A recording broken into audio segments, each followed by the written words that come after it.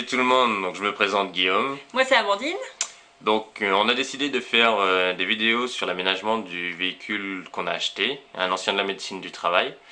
Vu qu'on n'a pas trouvé énormément d'informations sur internet, on se posait énormément de questions sur quel type de véhicule acheter et tout, la médecine du travail ça nous intéressait, on voulait savoir les avantages et les inconvénients. Et on n'a pas trouvé trop d'informations, donc on va faire des vidéos là-dessus, surtout sur la vidéo de présentation qui sera faite par Amandine. On va bien décrire le véhicule, je sais qu'il manquera quelques informations que je donnerai dans d'autres vidéos, vous verrez bien. Et donc voilà, on se lance à faire ça pour aider les gens, vu qu'il y a beaucoup d'aménagements de véhicules en ce moment. Si ça peut décider quelqu'un à prendre ce type de véhicule ou non, ça pourrait être bien, ça pourrait servir. Donc, par contre on est débutant, donc on a des petits moyens pour l'instant pour filmer avec nos téléphones ou appareils photo. Pareil, le logiciel de montage vidéo, je le maîtrise pas du tout. On est vraiment des débutants, donc faut pas nous juger trop vite. On essaiera d'améliorer avec le temps, avec les vidéos si ça vous intéresse, et puis de répondre au maximum aux questions que vous avez, et puis en commentaire on répondra, et puis on fera d'autres vidéos aussi pour apporter plus d'infos. Oui, il y aura des vidéos sur l'aménagement, ça a pas mal avancé là. Ouais. Mais bon, vu qu'on a que le week-end et un peu nos vacances aussi pour travailler dedans, je viens vous dire que les vidéos ça met un petit peu de temps, hein. L'aménagement avance pas très très vite non plus quoi. C'est ça. Donc voilà, donc c'est parti. Donc je vais vous faire une petite présentation du camion, donc bon visionnage. Donc nous voilà dans le camion. Je vais décrire un peu le véhicule. C'est un Renault Midliner de 1995. Il totalise 245 000, il me semble, 245 000 km. Le moteur a cassé, donc il a été changé par Renault, par la médecine du travail. Toutes les factures d'entretien sont à Renault, sont chez Renault. Et du coup le moteur a que 15 000 km. En même temps qu'ils ont fait le moteur, ils ont refait le châssis, ils ont décapé la rouille et repeint le châssis. J'ai les factures de ça aussi. Donc c'est pour ça aussi qu'on a choisi le véhicule, c'est quand même un sacré avantage. Même s'ils ont oublié une partie du châssis que je n'avais pas vue. Je me suis penché dessous, mais je me suis pas complètement glissé dessous. Et à l'intérieur, ils ont oublié une partie qui recommence à rouiller, donc je vais traiter ça. Il fait 9,89 m de long sur 2,50 m à peu près. C'est un 13 tonnes de PTAC. Il n'y a pas de PTRA, donc je ne peux pas tracter de remorque, je ne peux rien tracter du tout. C'est un petit problème, je me suis renseigné là-dessus pour pouvoir, si j'avais besoin, accrocher une remorque. Et ça va me coûter trop cher pour ce que ça va me servir au final, parce qu'il faut faire une demande au constructeur et il n'est pas obligé de me dire ok, et il faut remodifier pas mal de choses pour que ce soit validé par l'Adréal. Donc ça je laisse tomber, je ne pourrais rien tracter et puis c'est tout. En poids vide il fait 9 tonnes, c'est 8 tonnes quelque chose, 8 tonnes 60, quasiment 9 tonnes. Donc ça me laisse quand même pas mal en charge à l'intérieur. Après, je vais parler de la caisse à l'intérieur. Donc, en longueur intérieure, on a 8 mètres sur 2,34 m.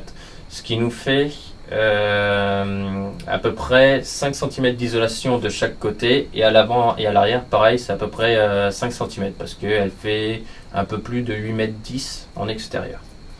Au plafond et au sol, donc le sol c'est 8 cm et je crois que c'est pareil au plafond, on doit avoir 8 cm d'isolation, ce qui est quand même plutôt pas mal. Et c'est aussi pour ça qu'on a choisi ce véhicule, l'isolation est déjà faite, l'électricité est déjà faite, c'est quand même pas mal. Il y a les inconvénients de ce véhicule, c'est que bon, il est déjà aménagé, donc soit on démonte tout mais il n'y a plus d'intérêt et on refait complètement l'intérieur. Soit on garde une partie, donc il faut faire comme une rénovation, ça a été fixé là, ça restera là, et puis c'est tout. Les fenêtres, pareil, elles ont été positionnées là, il faut faire les plans par rapport aux fenêtres, quoi. Donc la cuisine, faut bien faire un endroit, ça c'est du du plastique, donc c'est sûr que je vais pas foutre la gazinière en dessous, ça a un coup à ce que ça crame, ça fond. Donc c'est un inconvénient pour certains trucs. Il faut faire vraiment en fonction du premier aménagement. Il y a aussi les ouvertures des portes. Cette porte-là fait 60 en largeur. Nous, on peut se dire qu'on peut la sauter, c'est pas gênant. La porte qui mène à l'extérieur, elle fait 70 de large. Donc c'est pas beaucoup plus grand. Donc là, cette largeur-là fait 70. Donc, tout ce qu'on achète, tout ce qui est meuble, tant que c'est démonté, ça va. Mais la gazinière, faut bien vérifier qu'elle dépasse pas 70 de large, enfin 60. Sinon, faut sauter tout ça et c'est vraiment une misère. Donc 60 de large. Le frigo, faut pas que ça dépasse 60. On va mettre une machine à laver, pareil. On est obligé de prendre les cotes pour pas que ça dépasse. Et l'autre porte qui est dans la chambre, c'est pareil, elle est plus petite que celle-là de l'extérieur, elle fait 60 de large. Donc faut faire avec ça. Sinon, il y avait quoi d'autre? Si la chambre, elle va faire 7,60 m, ouais c'est ça à peu près de surface.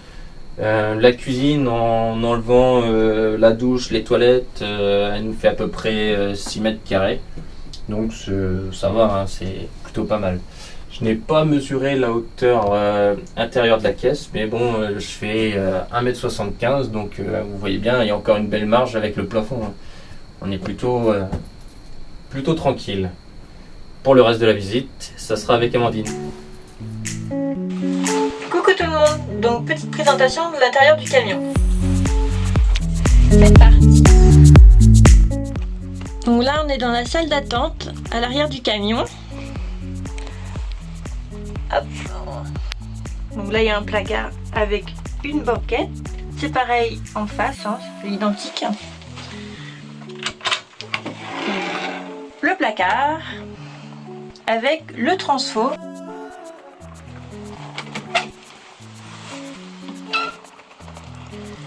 Donc là on arrive dans l'ancien bureau de la secrétaire. Hop, son bureau. Là on voit le tableau électrique. Hop. La petite présentation.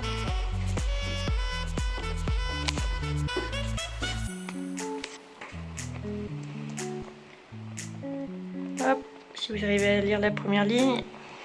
Bon, je crois qu'on peut allumer. S'allume, il me semble. Voilà. Alors, est-ce que vous arrivez à lire la première ligne? Donc en face, c'est l'arrière du camion avec la salle d'attente. Donc là, il y a une cabine, c'est pour le test auditif. Donc elle est entièrement isolée phoniquement avec une magnifique moquette qui recouvre tous les murs à l'intérieur. Donc ici, ce sera notre future douche. Donc il y a pas mal d'espace, hein, en hauteur aussi. Par contre, je pense qu'on va bien galérer pour arracher cette moquette. Voilà. En face, il y a les toilettes. Par contre, les toilettes ne fonctionnent que avec l'électricité parce qu'il y a un système de broyeur. Nous, on va tout sauter pour transformer les toilettes en toilettes sèches. Au-dessus, il y a une cuve de 100 litres d'eau propre. Donc la cuve d'eau est en hauteur parce qu'en fait, tout le système d'eau fonctionne par gravité. Nous, on va installer un surpresseur pour avoir plus de puissance. Donc là, il y a le lavabo qu'on va sauter parce qu'il est trop petit. On va en mettre un peu plus grand qui va venir ici, donc ça va décaler ici. Ensuite viendra notre gazinière, puis notre frigo. Donc là viendra à peu près l'emplacement du frigo. Et ensuite un petit poêle à bois. Donc auparavant ici il y avait une cloison que Guillaume a démontée. C'était deux salles d'attente séparées, donc il y avait une porte, une cloison. Cette cloison là, on va venir la décaler à peu près à la hauteur du carton parce qu'on voudrait gagner de la place. Dans la chambre, ici, on peut voir qu'il y a un trou, c'était pour l'aération des salles d'attente. Et je vous montrerai une petite photo, c'est super bien isolé, il y a à peu près 8 cm d'isolation. Donc est quand même bien isolé, hein, que ce soit sur les côtés et au plafond. Le tableau électrique, hein, qui est super bien détaillé. Donc là, on a l'ampèremètre. Bon, il ne fonctionne pas, on ne sait pas pourquoi. Ensuite, les fusibles pour l'éclairage, les prises électriques, les chauffages. Ensuite, les disjoncteurs pour le chauffe-eau, les ventilations, l'éclairage. Ici, le disjoncteur secours, c'est pour l'éclairage. Parce qu'en fait, avant, quand ils n'avaient plus d'électricité, ils avaient quand même des petites lumières de secours qui s'allumaient pour circuler dans le camion, en fait. Nous, ça nous sert pour l'instant juste le temps des week-ends, parce qu'on n'a pas encore d'électricité. Donc voilà, hop, là, ça indique qu'il est allumé. Donc c'est branché sur les batteries du camion. Voilà. Ensuite, on a le niveau d'eau, qui est aussi branché sur les batteries du camion, qu'on viendra brancher, nous, sur les batteries auxiliaires qu'on installera plus tard. Et ici, le boîtier pour le chauffage. Donc le bouton de droite, c'est pour allumer le chauffage.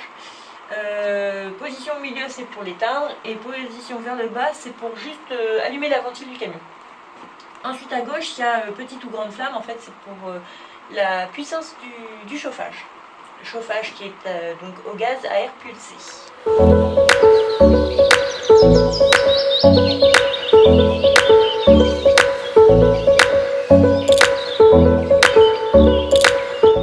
Ici, l'ancien bureau de la secrétaire, qui sera notre coin salle à manger et salon.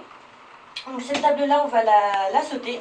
On va mettre un autre système d'une table qu'on pourra rabattre pour le transformer en lit. Comme ça, c'est toujours bien d'avoir un lit en plus pour héberger des copains ou de la famille. Donc là, on est dans l'ancien bureau du médecin qui sera notre future chambre. Avec ici, donc on va faire une cloison qui va venir d'ici jusque là à peu près. Là, ce sera notre dressing et notre lit sera en long ici. Il y a des meubles qu'on va essayer de garder pour les intégrer sous le lit. Là, il y a l'ancien frigo qu'on va enlever. Ensuite, donc sous le lit, il y aura une cuve d'eau de 500 litres à peu près. Ensuite, là, il y a la porte qui donne sur l'extérieur, une porte qu'on utilisera peu du coup, puisqu'il n'y a pas de rampe et ça fait une marche très haute. Donc toutes les fenêtres du camion sont aux normes camping-car. Ce sont des survitrages et non du double vitrage, c'est pas du tout pareil. C'est des vitres en verre sécurite, donc c'est pour la norme. À l'intérieur de chaque fenêtre, on a un store qui nous permet d'occulter ou non. Bon, ça marche bien, mais on voit quand même le jour se lever, hein, c'est pas très occultant. On peut les lever entièrement ou non, pas mal la journée pour que ça éclaire. Pour ouvrir, ça ouvre pas grand chose, mais c'est toujours ça. C'est le maximum, on peut pas faire mieux. Mais bon, on ne demande pas plus non plus. Hein. Voilà. Donc vidéo de l'extérieur du camion. Donc là on a un premier coffre à l'arrière du camion. Hop. Voilà. Donc on peut voir une rallonge de 30 mètres. C'est pour se brancher sur secteur. Au fond, il y a une prise, c'est pour pouvoir brancher une lumière ou un outil si besoin. Ici c'est un disjoncteur général quand on est branché sur secteur. Oui, il y a ce câble là qui est relié. On a aussi un adaptateur pour les prises. Donc ça c'est un adaptateur type prise française. Et au fond on a un chargeur de batterie du camion. Par contre il ne fonctionnait pas, donc on a changé le fusible, ça a grillé, mais on a un nouveau système qui va pouvoir permettre de recharger les batteries du camion avec les panneaux solaires. Donc ensuite vient, là il y a une petite trappe, c'est pour en fait sortir l'échelle pour accéder à la porte de derrière. Hop, voilà, l'échelle qui se déplie. Voilà. Ici il y a un petit trou et une petite fente parce qu'en fait, accroché à la porte, il y a un garde-fou qu'on vient clipser ici et emboîter ici. Ensuite, là il y a un petit crochet qu'on peut venir mettre pour tenir la porte ouverte. Ensuite on passe à un second coffre.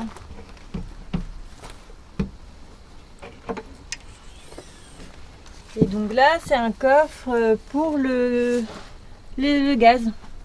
Avec donc déjà aux normes, hein, parce que c'est ventilé par en dessous. Donc au milieu, on peut voir qu'on peut choisir si on veut utiliser la bouteille de gaz de droite ou de gauche, ou si on coupe le circuit totalement. En haut aussi sort, il y a un petit boîtier pour vous permettre aussi à l'intérieur du camion de couper le gaz également. Voilà. Donc ici il y a une trappe d'eau usée. Pour l'instant on n'a qu'une seule cuve d'eau usée qui se trouve de l'autre côté du camion que Guillaume est en train de vous montrer. On a un tuyau qui traverse tout le camion et c'est pratique parce qu'en fait on a de chaque côté une trappe de vidange. Donc on peut choisir si on veut vider du côté gauche ou droit. Par la suite viendra ici au-dessus la douche et donc on va rajouter une cuve d'eau usée. Et on verra après par la suite si on se raccorde à cette trappe d'évacuation ou pas en fait. On verra. Voilà. Ensuite ici. Donc là il y a la porte qui donnera sur la future chambre. Donc comme vous pouvez voir là ça fait une marche super haute. C'est pour ça que l'entrée principale se fera par l'arrière du camion. Ici il y a un coffre. C'est un coffre hop, avec un coffre. Et donc là c'est le système de chauffage au gaz, qui fonctionne au gaz. Donc voilà, là il y a un coupe-circuit aussi pour couper le chauffage. Là on voit les tuyaux pour pulser l'air. Voilà, enfin c'est le système de chauffage quoi. Hop.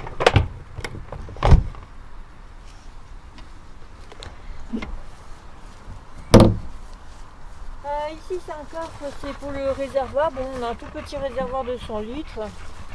Voilà. Donc là il y a un petit trou, il y en a deux à l'avant et deux à l'arrière. C'est pour les béquilles stabilisatrices du camion qui fonctionnent manuellement avec une manivelle et non pas des béquilles hydrauliques qui ne fonctionnent pas pareil. Les béquilles hydrauliques vont surélever le camion, que celles-ci vont juste le stabiliser quand on marche dans le camion. Ça va éviter qu'il se balance de trop.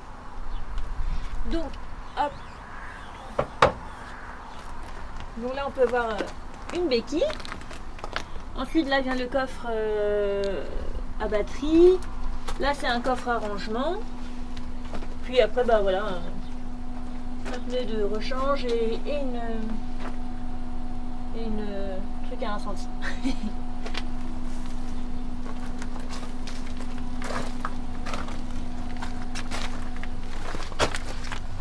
Et voilà donc de l'autre côté la trappe pour vidanger. Et également là c'est pour remplir le réservoir d'eau propre. Voilà.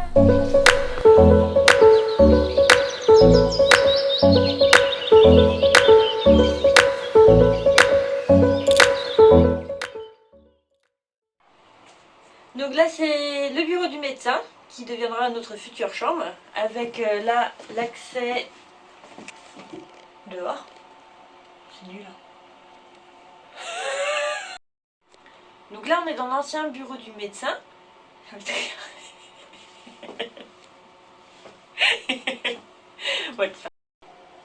Donc toutes les vitres du camion sont des vitres aux normes camping-car. C'est du survitrage et non pas du double vitrage, c'est pas du tout la même chose. À l'intérieur de toutes les vitres, il y a un store intégré qu'on peut fermer pour occulter et qu'on peut ouvrir entièrement. Donc ça c'est très pratique. Voilà. Et l'ouverture des fenêtres, on n'a pas beaucoup mais c'est assez pour ventiler le camion.